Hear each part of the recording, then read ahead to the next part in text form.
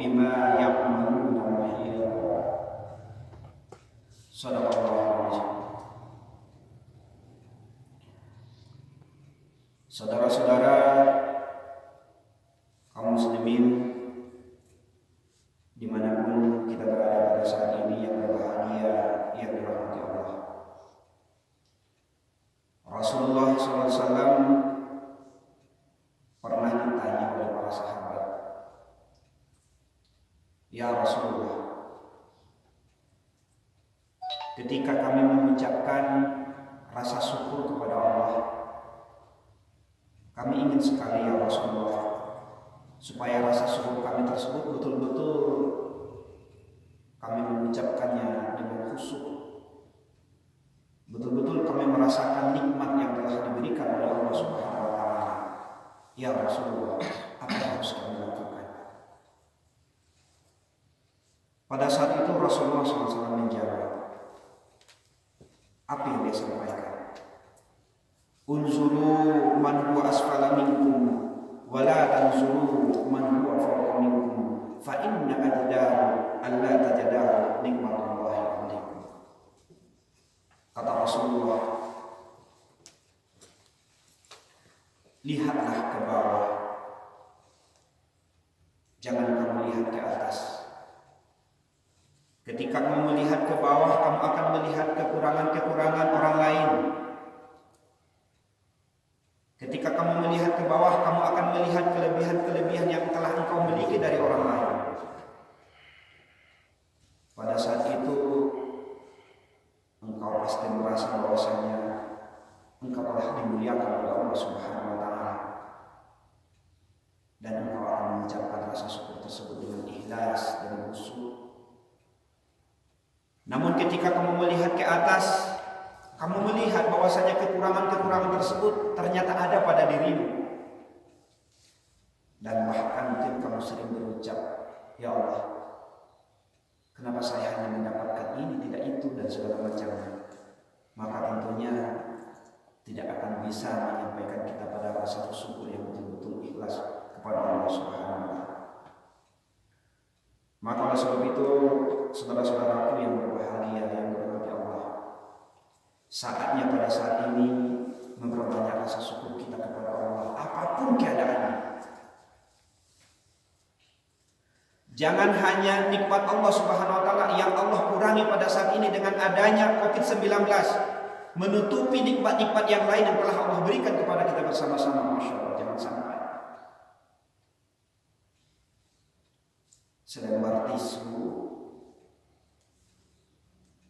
bisa menutupi pandangan kita kepada yang lain. Bagaimana caranya? Tentu tisu tersebut kita letakkan di dalam mata kita tutupkan ke mata kita. Maka apa yang terjadi? Semuanya akan gelap. Tapi ingat, masih banyak nikmat-nikmat yang lain yang kita perlu untuk syukur kepada Allah Subhanahu wa taala. Masih Allah berikan kepada kita nikmat kesehatan, Masya Allah, luar biasa. Coba kita lihat saudara-saudara kita yang berada di rumah sakit, Masya Allah, begitu banyak cobaan-cobaan yang Allah berikan kepada mereka.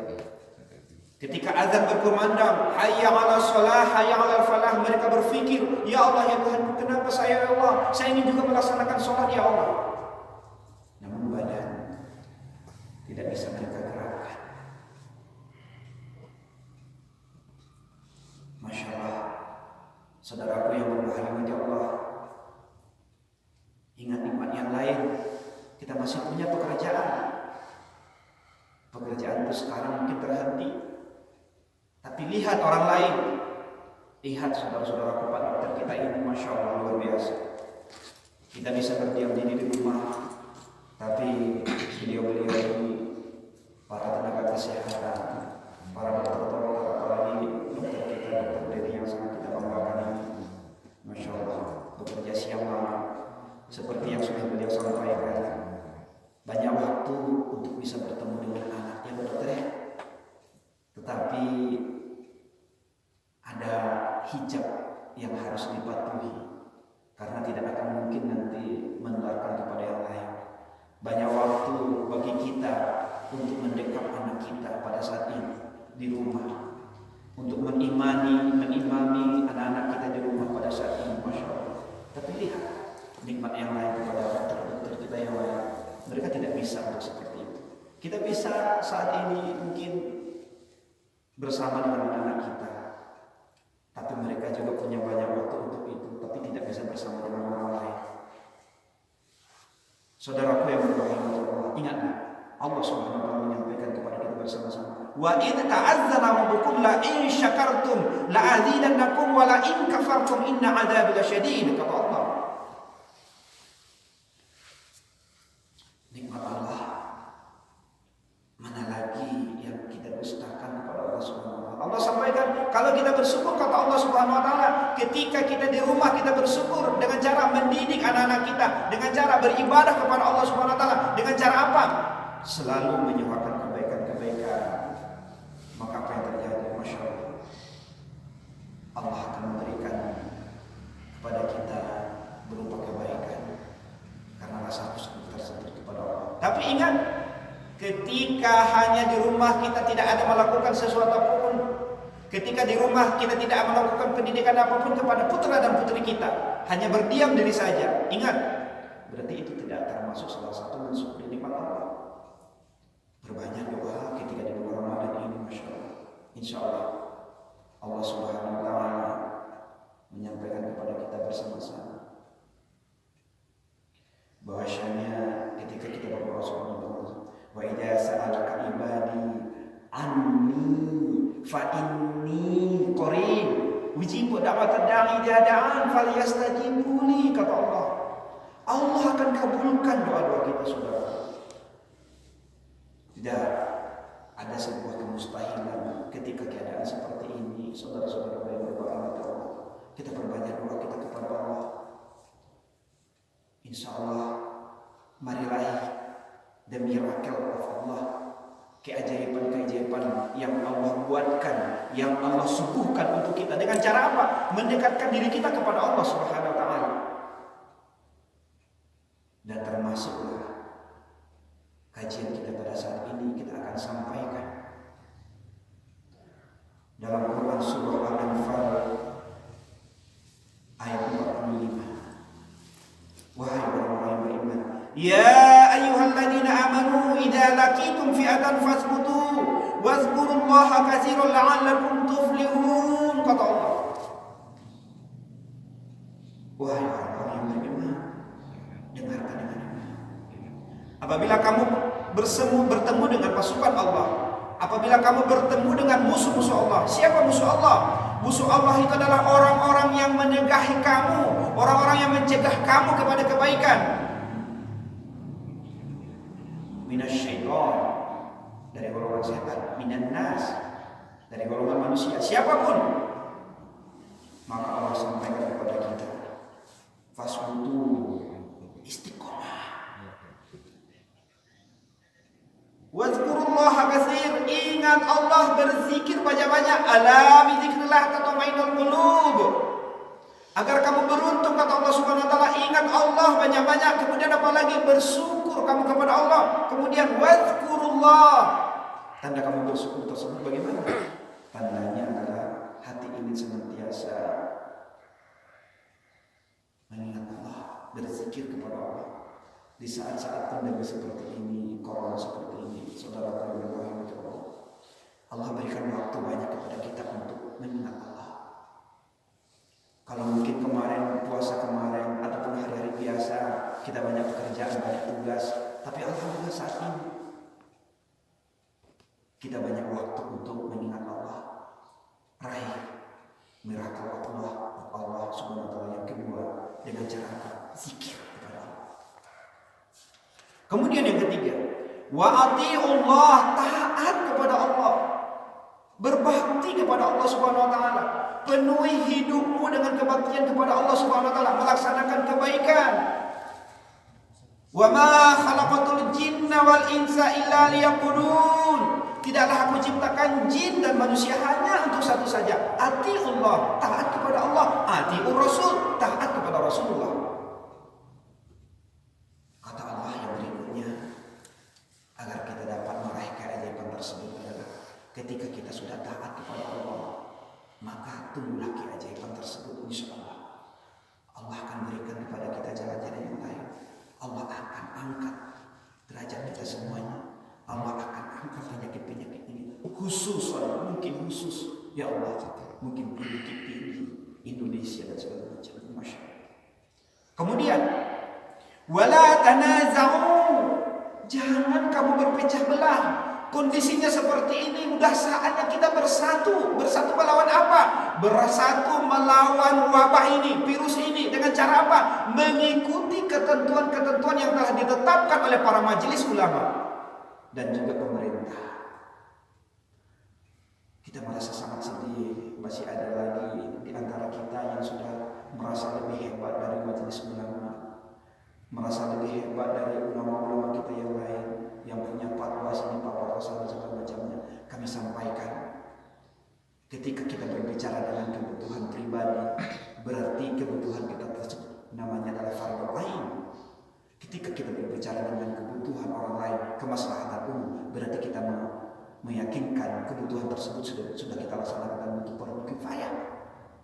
Untuk saat ini, mana yang lebih baik? Tentu yang lebih baik adalah kita utamakan fardu kifayah. Kenapa demikian? Karena kondisinya yang telah terjadi pada saat ini seperti itu. Maka oleh sebab itu, inilah yang harus kita yakini betul-betul bahwasanya apapun yang sudah ditetapkan, ayo bersatu. Jangan pernah menakutkan COVID-19, tapi lawan dengan cara apa? Penuhi ketentuan-ketentuan secara kesehatan. Ya betul kan? Penuhi. Jangan sampai takut. Kalau takut bagaimana? Ketakutan tersebut insya Allah nanti akan dijelaskan oleh Pak Dokter, akan mengurangi imunitas tubuh kita. Yang terjadi adalah gelisah. Ya Allah, jangan-jangan saya kena ya Allah. Jangan-jangan ini ya Allah, jangan-jangan itu ya Allah. Yang terjadi adalah apa? Stres. Kalau sudah stres, yakinlah, pikiran yang sudah stres, jiwa yang sudah takut dan segala macamnya, apa yang terjadi? Yang terjadi adalah dia akan rendah imunitas tubuhnya. Ketika imunitas tubuhnya sudah rendah, dia akan rentan untuk dimasukkan oleh virus tersebut. Tapi mari kita kuat, strong. Bagaimana caranya? Bagaimana caranya adalah kita betul-betul kepada Allah Subhanahu wa taala, betul-betul berdoa kepada Allah Subhanahu wa taala, betul-betul mentaati apapun yang sudah disampaikan oleh pemerintah kita. Insya Allah kita semuanya, saya pikir, sudah ahli dalam bidang virus, karena kita semua sudah sering membaca internet dan segala macamnya, semua sudah masuk ke dalam rumah, sudah masuk di tangan kita masing-masing. Tapi kadang-kadang sesudah itu kita menyelesaikan ketentuan-ketentuan tersebut. Maka oleh sebab itu, wala tanaza'u, jangan berpecah belah. Jangan ini menganggap ini menganggap sebenarnya. Apa yang terjadi kalau sudah seperti itu? Fatafshalu wa tadhhabu rihukum. Maka yang demikian itu akan menyebabkan kita terpecah belah. Kalau sudah terpecah belah, ini tidak lagi kekuatan. Yang terjadi adalah virus ini terus-menerus akan menggerogoti kita, dan yang terjadi adalah kita akan mengalami ketakutan-ketakutan. Saudaraku yang berbahagia Allah. Kemudian ingat yang keempat. Yang keempat adalah agar terjadi miracle Allah itu kepada kita bersama-sama. Kewajiban itu akan tercipta dengan wasbiru, sabar, berbanyak sabar kepada Allah Subhanahu wa taala.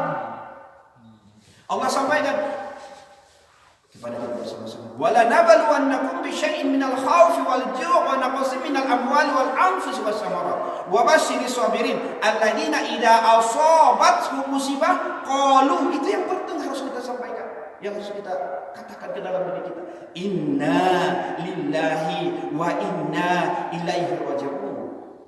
Mari kita lihat saudara-saudara kita, para dokter-dokter kita yang menjadi garis terdepan dalam melawan COVID ini. Kita lihat kondisinya, Masya Allah, berjuang. Tapi apa yang mereka sampaikan, saya dengar sendiri dengan pengakuan yang disampaikan oleh Pak Dokter, sabar dalam menghadapi ketentuan tersebut. Karena apa? Itu sudah ketentuan Allah. Lalu kita mau apa? Kita mau protes. Lalu kita mau apa? Kita mau sampaikan bahwasanya ini tidak sama macamnya. Ini sudah terjadi. Apa yang harus kita lakukan? Sabar. Dengan cara apa? Dengan cara tetap mentaati apapun yang sudah ditetapkan oleh para pemimpin umar kita semuanya. Sabar dengan cara apa? Selalu mendekatkan diri kita kepada Allah. Apalagi saat ini bulan Ramadan. Sabar dalam berdoa, ya Pak Haji. Sabar dalam berdoa, sabar dalam sholat. Ketika kita sholat di rumah, sabar kita membina anak-anak ketika belajar mengaji di rumah, Masya Allah, Pak Dokter menyampaikan kepada saya, Ustaz, tolong sampaikan kepada jemaah kita, saatnya masa-masa sekarang ini ketika kita di rumah seorang orang tua untuk bisa lebih banyak mengajarkan anaknya Al-Quran di rumah. Masya Allah, saya saksikan sendiri ketika beredar sebuah video viral yang di like oleh sekian puluh ribu orang, bagaimana dokter kita pulang ke rumah. Masya Allah, bagi kita bisa memeluk anak kita, tapi beliau tidak bisa. Beliau hanya berdiri di bawah, kemudian setelah itu, Masya Allah, tidak ada kata yang lain yang saya lihat yang beliau sampaikan. Apa yang beliau sampaikan kepada anaknya? Nah, tolong setorannya. Masya Allah, dia tidak menyampaikan kabar saya seperti ini, tidak seperti itu. Tapi dia sampaikan adalah, anak tolong setorannya, Masya Allah. Lalu kita siapa? Seorang dokter spesialis sekalipun dia mendidik anaknya, Masya Allah, untuk hafiz Quran. Umurnya berapa? 5 tahun 8 bulan. 5 tahun 8 bulan baru. Beliau sampaikan itu. Lalu kita siapa? Kita merasa lebih hebat dari, mohon maaf, dari Pak Dokter. Merasa hebat bahwasanya kita seperti itu segala macamnya. Tidak. Maka oleh sebab itu malu kepada diri kita bahwasanya kita tidak sempat selama diam di rumah untuk mengajarkan anak-anak kita hafiz Quran, mengajarkan anak-anak kita jangankan untuk hafiz Quran, tapi untuk membaca Quran, tilawatul Quran. Masya Allah. Sabar. Perbanyak. Ketika anak kita belum mampu, sabar. Saudara yang berdoa Allah, innallaha ma'as-sabirin. Sesungguhnya Allah beserta dengan orang-orang sabar. Baik Bapak Ibu, mungkin itu saja. Insya Allah mudah-mudahan tausiah singkat ini menambah keimanan kita kepada Allah Subhanahu wa taala, dan insya Allah akan menambah keimanan kita juga kepada Allah Subhanahu wa taala. Dan terakhir nanti kita akan berdoa bersama, insya Allah sesudah Pak Dokter nanti, bagaimana Allah Subhanahu wa taala, ya, kita doakan semoga Allah angkat wabah ini, kita kembali seperti semula. Kita rindu dengan suara para imam-imam tarawih ketika di bulan Ramadan. Kita rindu dengan tausiah-tausiah di bulan Ramadan. Kita rindu dengan menyelamatkan masjid hari Jumat dan juga di bulan Ramadan. Masya Allah, kita rindu itu semuanya. Mudah-mudahan kita patuhi peraturan semuanya. Kita patuhi peraturan PSBB dan segala macamnya. Insya Allah sesudah ini nanti, mudah-mudahan Allah Subhanahu wa taala berkenan kepada kita bersama-sama. Sesudah ini nanti kita bisa sholat bersama di masjid. Mudah-mudahan. Banyak maaf. Billahi taufiq wal hidayah. Wassalamualaikum warahmatullahi wabarakatuh. Waalaikumsalam warahmatullahi wabarakatuh.